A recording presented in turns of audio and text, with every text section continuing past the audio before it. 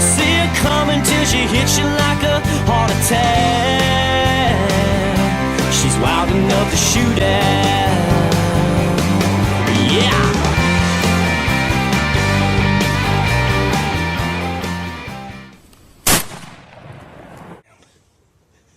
Flippity flop.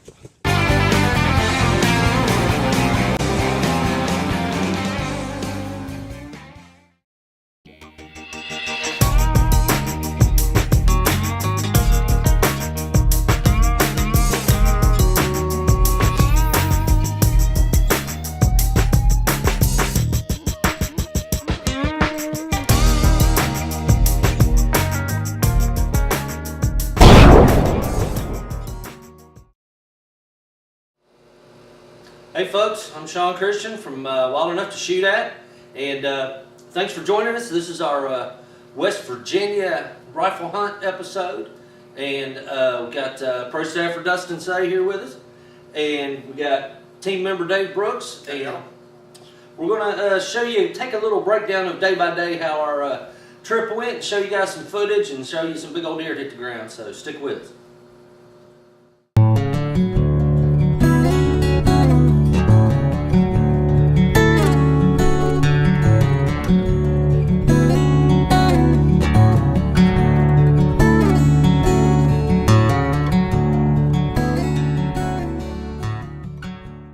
Folks, on day one, well, let's just stop for a minute and talk about this.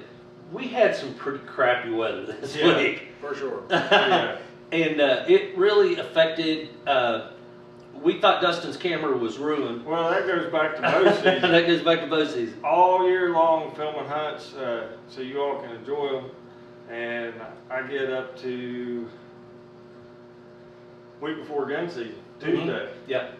And I take the camera out and I get soaking wet in the morning, and I come back, I dry all my clothes. I thought I kept it all right. Well, so I go back out Tuesday evening and the rain starts again and I get soaked again. And finally Tuesday evening, I just put the camera up. And I mean, the weather was just so bad. I mean, you know, like we've always said, we do it cheap. You know, we try to get the best cameras that we can. You know, we don't go out and spend $1,500, $2,000 on a camera. You know, we buy our cameras at Best Buy and Walmart just like everybody else does. Yeah. You know, we can't afford to lose a $600, $700, $800 camera. So, so first day, opening morning, Dustin was over here hunting his farm. Dave and I were over there hunting my farm, and I was fortunate enough about 15 minutes after 7 to drop a pretty nice one. Nice 8-point. Nice 8-point. And you guys will see him here in just a second after the fact. But that's another one of those things that the camera was in the bag because I was just like, no, I don't want to lose this camera. So anyway, let's go take a look at the 8-point I killed Monday morning. We're up here in West Virginia doing a little rifle hunting, and first morning. Didn't have the camera with me because we've been having some camera problems in the damp weather. It's been raining, pouring rain. But this old boy walked through this morning about 7:30, and he took a dirt nap. So anyway, just wanted to show you. This one's probably going to go to the taxidermist after a while, and sure proud of him. It's my biggest deer here on the farm so far. So we appreciate y'all watching. We'll see you next time.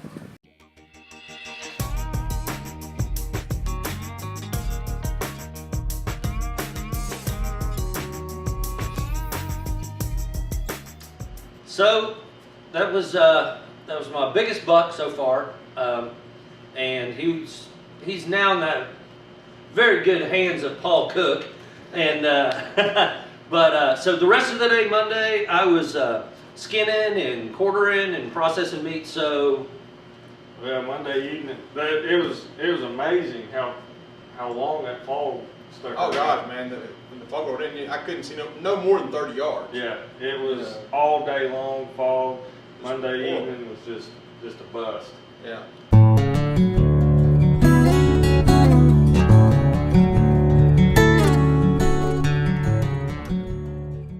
And leading into Tuesday morning, Which was a total bust. Well, yeah. Freaking poured rain all day. I get up and I look at my phone and I look at the radar and I'm thinking there's a 2.5 hour window. I've got 2.5 hours.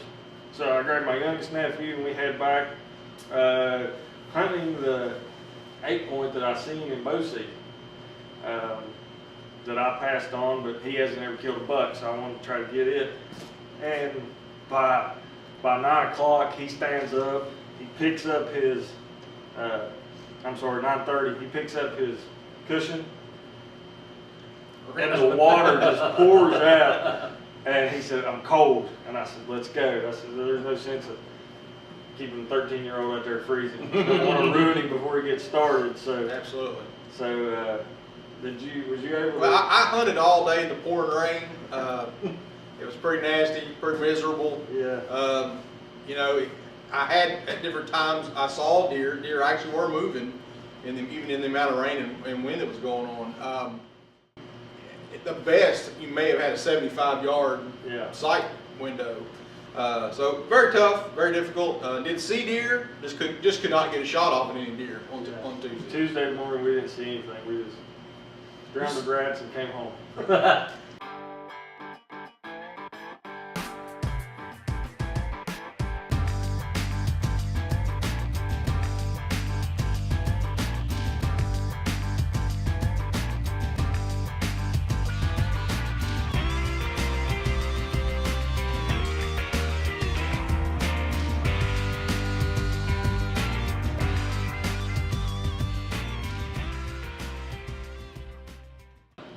Next day, third day,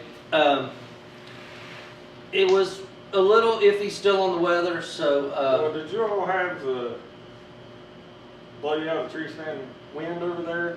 Oh, yeah. Yeah. I mean, it was... Well, my cameraman and I didn't have to worry about that, because we hunted in a special stand. So I hear. Anyway, moving right along. But, so, you know, there were still some deer moving. We saw a couple does that came out to a feeder that we have out in the back of the field near a pond. And so deer were moving, but you guys didn't see... didn't see anything Wednesday morning whatsoever. Well, come gun season, Sean can testify to this. Bow season, I'm in the nosebleed section in my tree stand. Gun season, I hardly ever get in a tree stand. I hunt off the ground. It was blowing so hard where I was sitting, because it was a north wind, and ripping down that holler that I was sitting on. I actually moved. I gave up on where I was at, and I moved to no luck. I mean, my Wednesday morning was a total bust. I just sat in the wind. I think I seen one squirrel. That was it. So my Wednesday was just gone in the wind.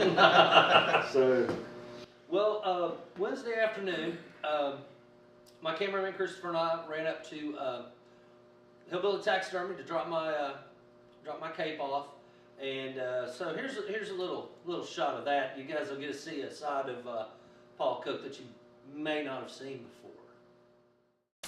All right, folks, we've made it here to Hillbilly Taxidermy, and our good friend Paul Cook. Get the deer first.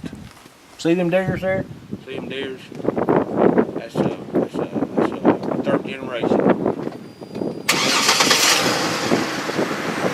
you go. They fixing the boat. Get your guns. So we made it up here and brought this fine deer head to Mr. Paul Cook, and he's going to take care of it for us. This is old Mossy horn right here. This is Wayne County Special at its finest.